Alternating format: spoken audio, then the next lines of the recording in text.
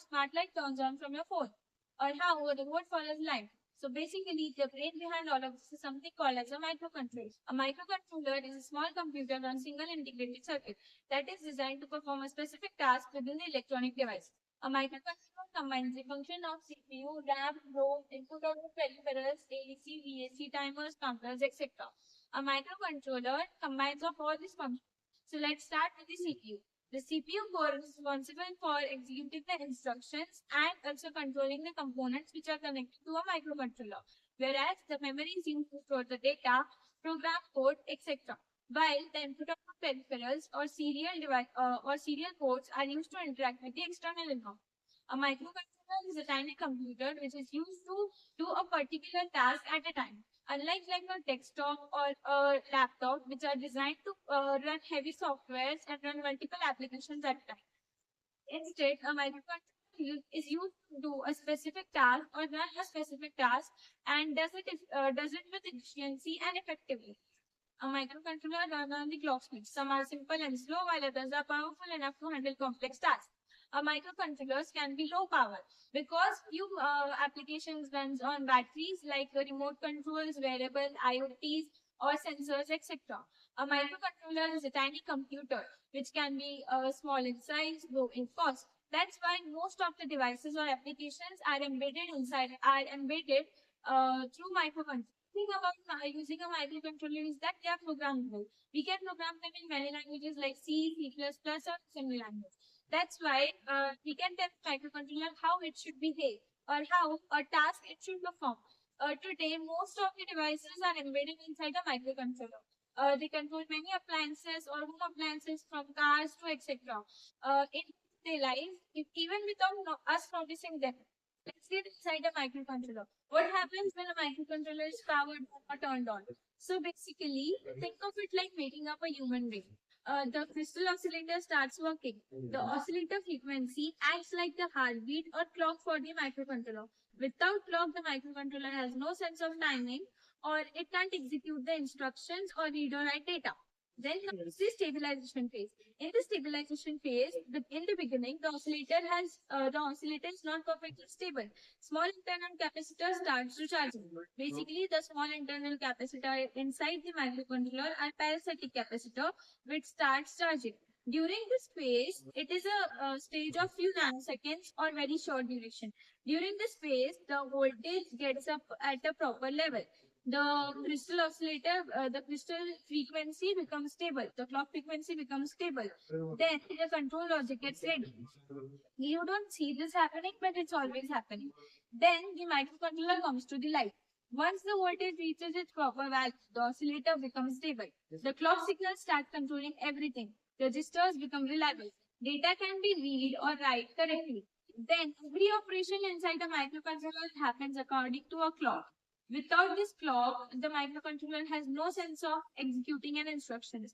Reading data, writing data, communicating with the sensors, controlling the bits, execution of the instruction.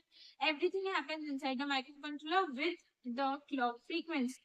So now let's see the types of microcontrollers. So the microcontrollers can be divided into four types with the number of bits, memory devices, instruction set, or memory argument.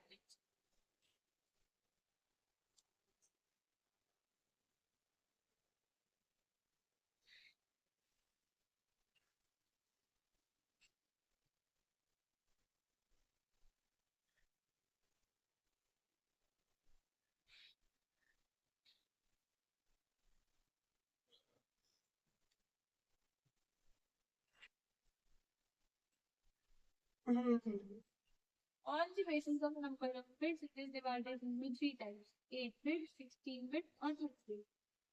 So what does it mean is that the number of bits of the microcontroller indicates the width of its internal data bus and ALU, meaning how many bits it can process in one operation. The internal bus is a 8-bit wide. For 8-bit, the internal bus is 8-bit wide. The ALU performs operation on 8 bits at a time. For example, a microcontroller has 8051 or PICX or Motorola. Next is 16-bit.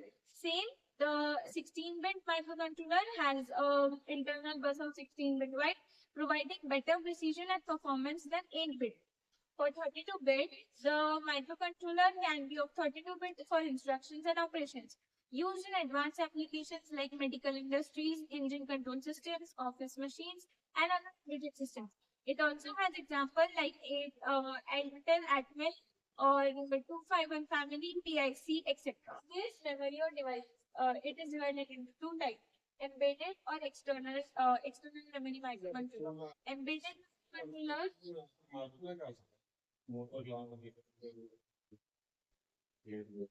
Embedded.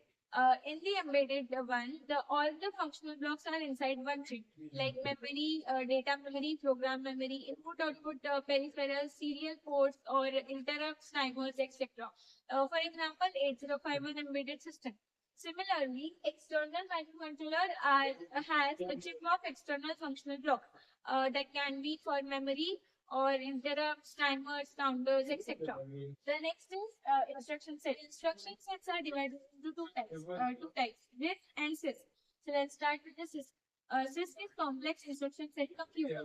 It allows the complex instructions that can do multiple tasks in one command. It reduces the need for many simple instructions. For example, a CISC system shorten execution time by reducing the number of instructions in the program, whereas a RISC is reduced instruction set of computer.